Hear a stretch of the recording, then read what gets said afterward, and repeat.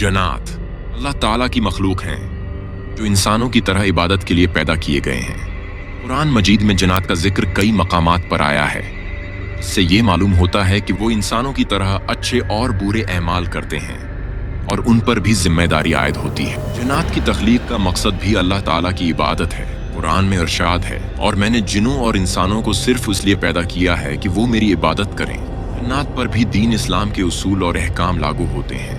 कुरान में सूरह जिन में जिक्र है कि कुछ जन्नात ने नबी करीम सल्लल्लाहु अलैहि वसल्लम का कलाम सुनकर ईमान कबूल किया और अपनी कौम को भी हदायत दी।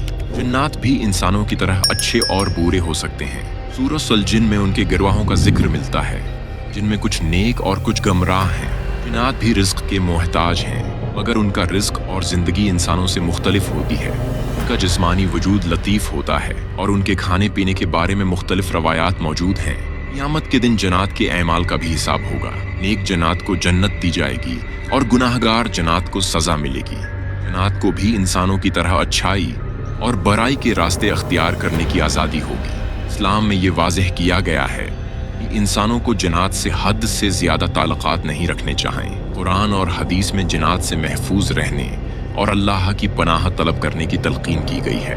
जन्नात को इस्लामी नुक्ता नज़र से वही चाहिए जो इंसानों को चाहिए, यानी अल्लाह की इबादत, नेकी के रास्ते पर चलना, बुराइयों से बचना, अपने इख्तियारात को सही इस्तेमाल करना। ये तमाम बातें इस बात की गवाही देती हैं कि जन्नात भी अल्लाह की मखलूक हैं और उनके लिए भी वही अहकाम और उसूल हैं जो इंसानों के लिए मुकर्रर किए गए हैं।